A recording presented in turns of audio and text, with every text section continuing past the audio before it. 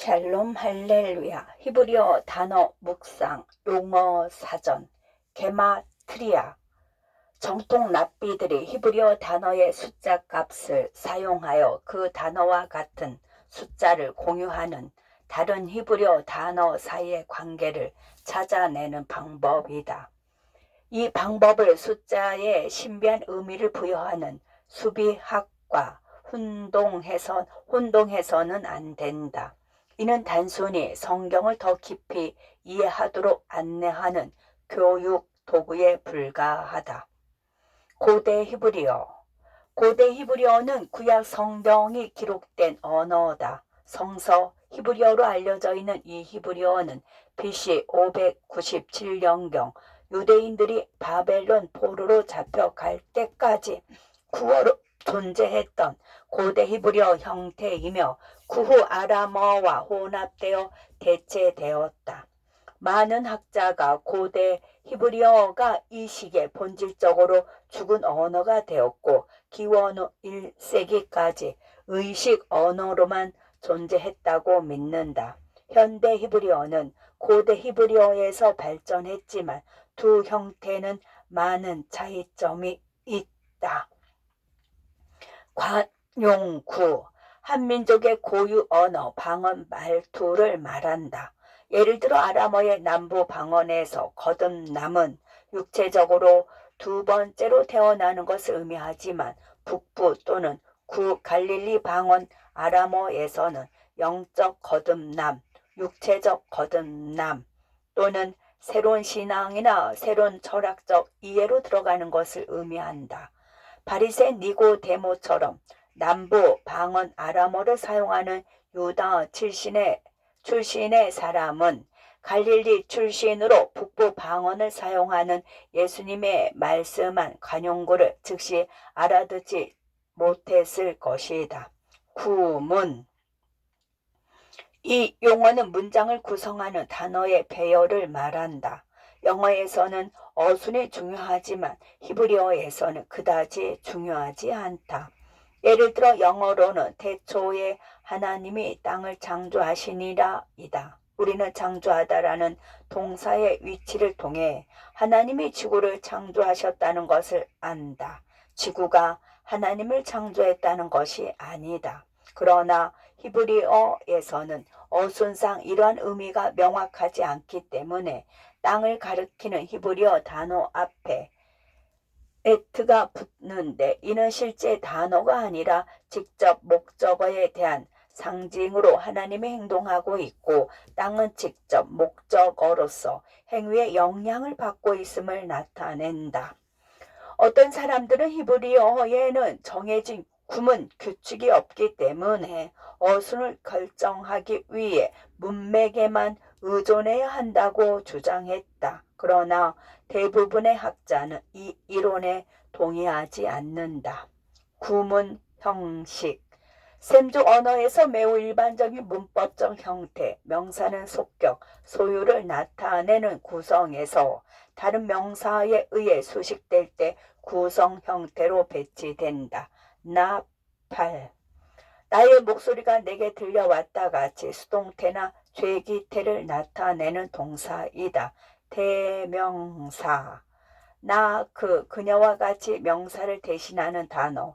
히브리어에서 대명사는 별도의 단어가 될 수도 있고 전미사로 단어에 포함될 수도 있다.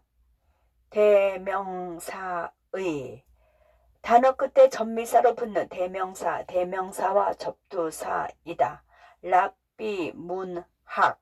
유대 역사 전반에 걸친 랍비 저술의 전체적인 범위이고 이 용어는 AD 200년 이후 탈무드 시대의 문학을 지칭하기 위해 더 구체적으로 사용되기도 한다. 레메즈. 문자 그대로 힌트를 의미한다. 랍비 교육에서 교사는 청중이 성경 구절이나 이야기에 대한 지식을 통한 가르침에서 더 완전한 의미를 추론할 수 있을 것이라고 가정하고 토론에서 성경 구절의 일부 또는 구전 전통의 이야기를 사용한다. 예를 들어 예수님께서 값진 진주에 대해 말씀하시면서 사람들에게 본질적인 질문을 하신다. 사람이 자기 소유를 다 팔아 값진 진주를 얻지 아니하겠느냐? 예수님은 구전 전통에 나오는 값비싼 진주에 대한 전체 이야기를 하지 아니하셨는데 듣는 모든 사람이 이미 들어본 것을 아셨고 아마도 그들의 어머니가 어렸을 때 잠자리에서 들려주었던 이야기일 수도 있다는 것을 아셨기 때문이다. 이는 부정한 진주를 팔았기 때문에 하나님께서 그의 재물을 빼앗을 것이라는 선지자의 말을 들은 어느 상인의 이야기이다.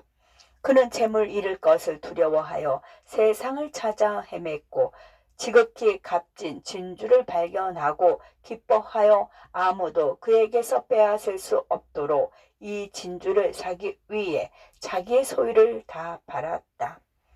예수님께서 값진 진주라는 단어를 사용하신 것은 청중에게 이야기 자체보다 그분의 가르침에서 더 깊은 의미를 제공한다는 레메즈, 즉 암시였다. 마소라 학자들. AD 6세기에서 10세기 사이에 활동했던 유대교 서기관 학자들의 그룹. 이들은 히브리어 성경의 발음과 단락 및 절 구분을 권위 있게 정립하기 위해 성경 본문의 외부 형식에 대한 분음 기호 형태의 발음 및 문법 가이드 체계를 편찬하는 일을 했다. 당시 유대인들은 전 세계에 흩어져 있었고 히브리어는 본질적으로 죽은 언어가 되어 의식용으로만 살아 있었다. 600년 동안 유대인들이 외국에 살면서 다양한 언어를 배우면서 히브리어의 모음 표기를 하지 않으면 히브리어 원래 발음을 잃어버릴 수 있다는 우려가 있었다. 마소라 학자들은 모음을 추가하기 시작했고 오늘날에도 널리 사용되고 있다. 그 결과 탄생한 구약의 마소라 사본은 오늘날 성경대학과 신학교 성경 번역가들 사이에 사용되는 표준 히브리어 성경이 되었다. 메시아 구절. 구약 성경에서 예수님을 언급하는 것으로 여기지는 성경 구절이다. 명령형, 주님 내 목소리를 들으소서처럼 명령이나 간구를 표현하는 언어 형태이다. 모음표기, 니쿠드라고도 한다.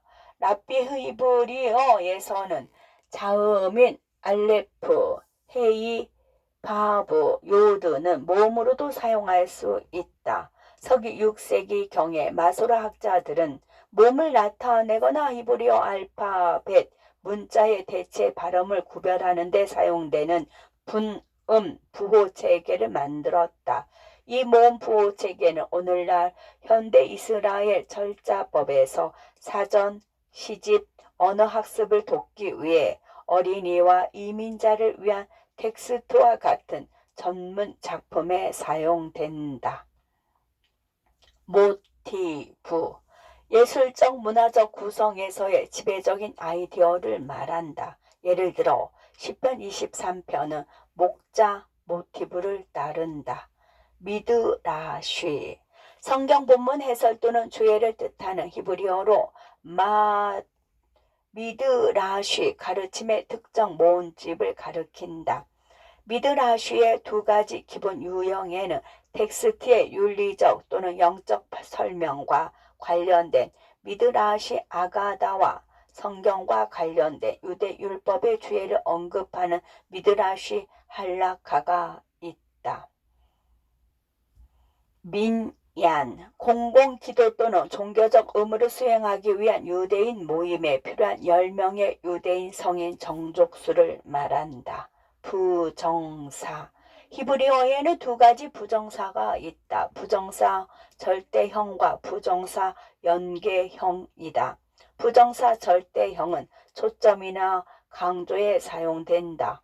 부정사 연계형은 전치사 뒤에 사용되며 주어를 나타내는 대명사 어미가 있다.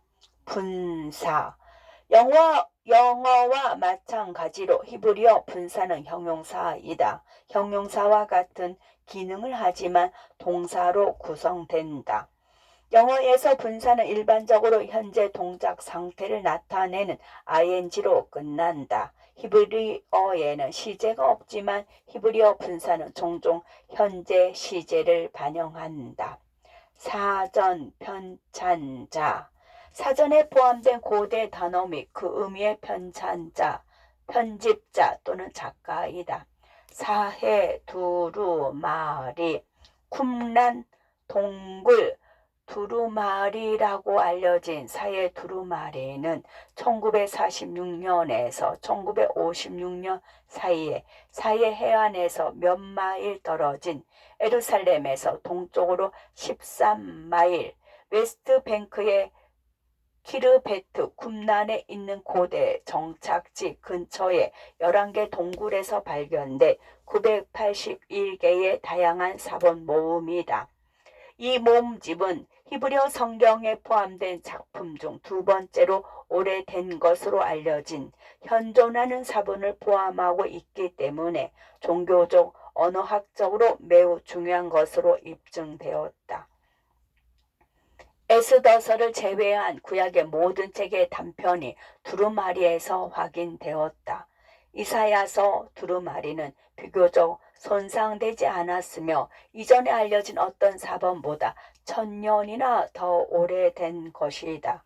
이 모음집에는 에스겔, 에레미야, 다니엘의 예언과 히브리어 성경에는 없는 다윗 왕과 여호수아의 것으로 추정되는 시편도 포함되어 있다.